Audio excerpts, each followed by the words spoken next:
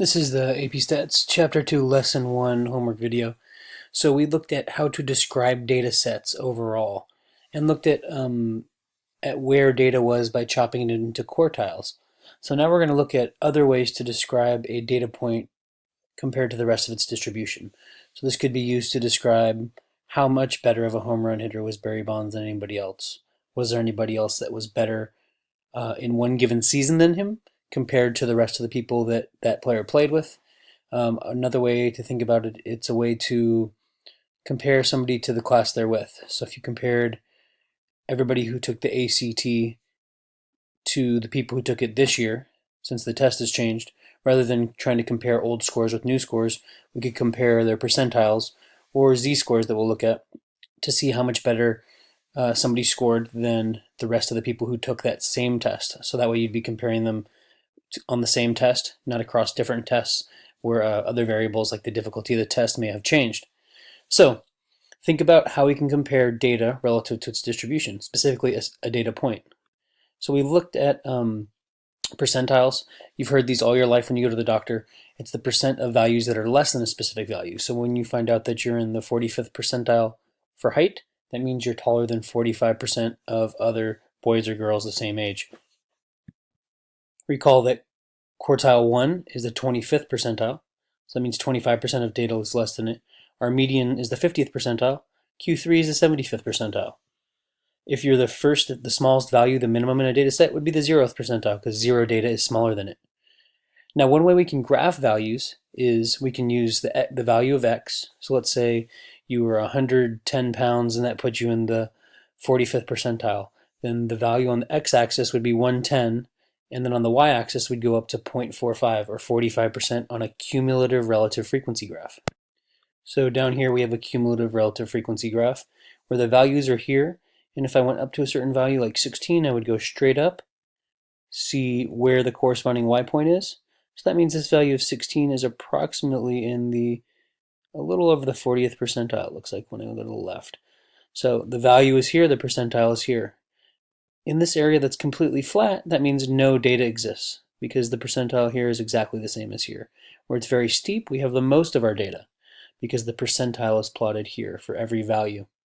So again, you can think about these as percents. So 100% of my data is less than, if we come down from this point, it's less than about 22.2. So almost all of my data is less than 22. My maximum seems to be just over 22. Maybe that's 22.4, somewhere in there.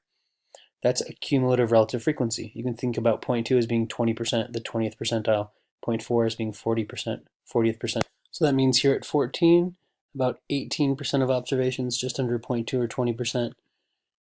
So the value of 14 is in the 18th percentile, about. So we could go up from any point here, see where it hits the line, then over to the left to find out its corresponding percentile, to use cumulative relative frequency. So cumulative, it adds up as it goes, so more values. Relative frequency means it's comparing percents, so how often do these values occur in the data set.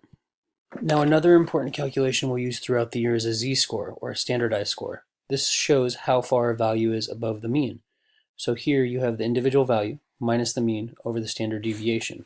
So this tells us the distance from the mean, and then in terms of standard deviations. So a z-score of 2 would correspond to a value that's 2 standard deviations above the mean. This shows us how much higher something is than the average. So we could compare, and it's only comparing values of the same data set. So this could compare a z-score for standardized test takers this year, and then a z-score for somebody who had the top score last year to see if one person compared to the rest of the people taking the same test had a stronger score, while only comparing them to people who took the same test. So here's an example. If we had a value of 93 and from a data set that had a mean of 80 and a standard deviation of 6.07, 93 is 13 above 80, divided by the standard deviation, it's 2.14 standard deviations above the mean for this data set. And when we have a normal curve, a symmetrical curve like this, we have a cool pattern that emerges from a normal or a bell-shaped curve, is that we have within 1 standard deviation above the mean, so 1 above to 1 below, 68% of our data will lie in that range. Between 2 standard deviations of the mean, so 2 standard deviations above, that'd be a z-score of 2. This coefficient here corresponds to the z-score it would have. And 2 standard deviations below the mean, 95% of the data will lie. So 95%, a huge chunk, is within 2 standard deviations when we have this symmetry. And then 99.7% of the data will lie within 3 standard deviations. That means if I took the mean and subtracted 3 times the standard deviation, I'd get to this point, and then added 3 times the standard deviation to the mean, I'd get to this point, and only 0.3% are in each tail, which means half of that 0.3%, or 0.15%, lies there, and 0.15% lies there.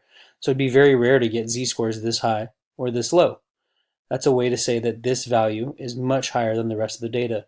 This only works when it comes from a normal curve because we have this symmetry.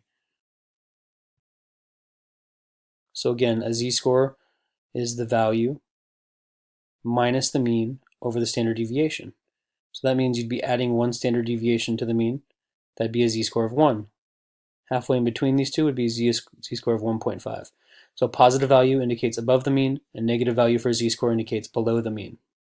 Okay, so now pause and use what we just learned to determine the z-score for a student who scored an 85% on an AP chemistry test, and the class average was an 81% with a standard deviation of 6%.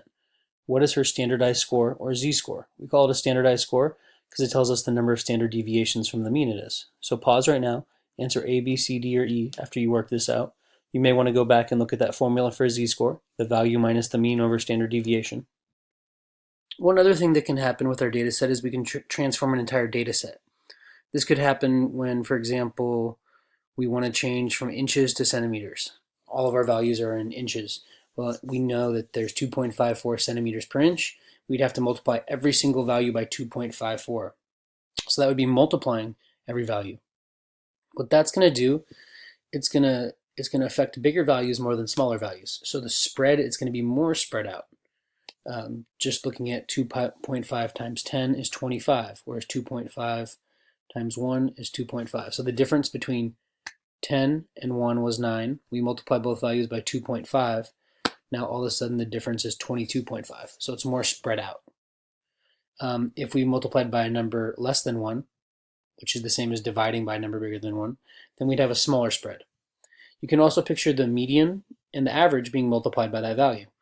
So if the median was 4 in our data set and we multiply by 2.54, our new median is 4 times 2.54. So measures of center and location, that means mean, median, quartiles, percentiles, are multiplied by the value, 2.54. If instead I divided, it would be divided by the value. And measures of spread are also affected. However, if I just added, like let's say I realized that I was measuring with a meter stick that was short 1 centimeter, and I had to add 1 centimeter to the whole distribution. You can picture the whole thing shifting right, so it wouldn't be any more or less spread out. So the shape will never be changed by either of these, but the spread will also not be changed out when adding or subtracting a value. And all that will happen when adding or subtracting is that we'll change measures of center, the mean and the median, and location. So quartiles, where Q1, where the median, where Q3 is, and percentiles. So that's transforming, and your free response question is going to be regarding transforming a data set. One thing to think about is a z-score. So when we calculate a z-score, we subtract the mean. So that's what we're doing there is we're subtracting from the entire distribution. So if I turned every value in a data set into z-scores, I'd be subtracting the mean from every value. That means my new mean would be 0, or my z-scores would be centered around the mean, which makes sense.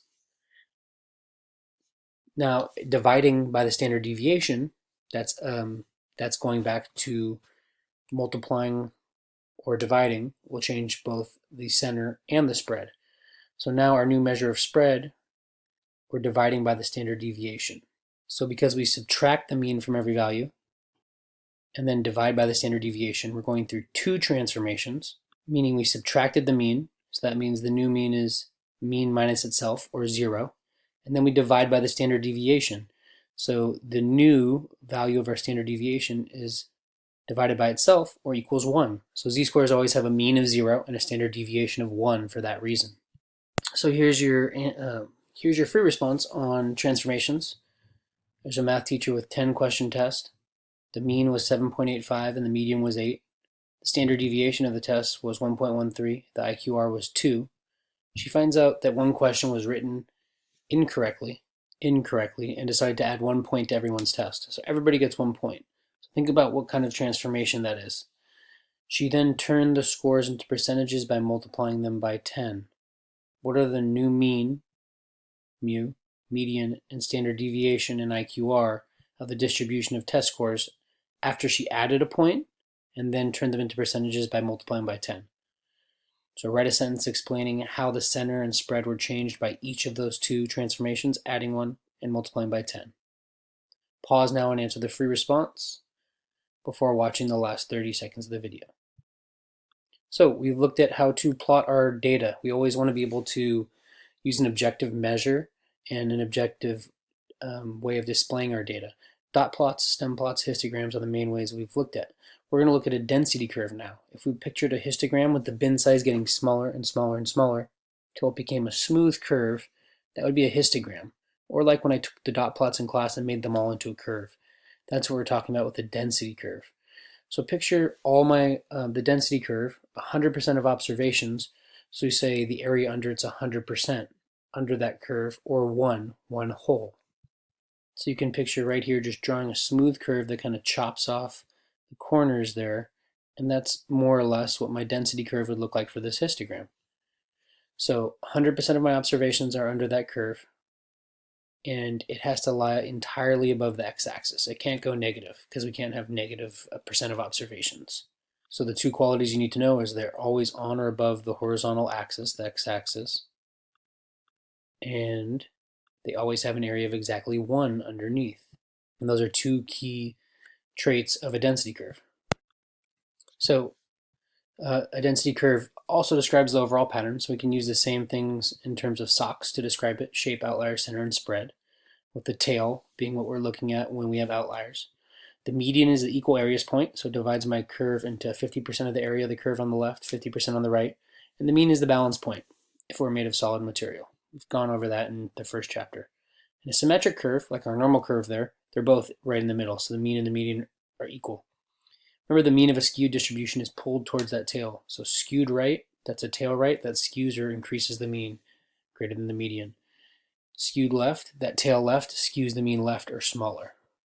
So take a minute now to go back on the 2.1 summary in your book, to look back at any parts of this video need, the vocabulary and the outline up in Schoology, to answer your multiple choice and free response. Make sure to submit a copy of your responses to yourself. So you click that box, send me a copy of my responses.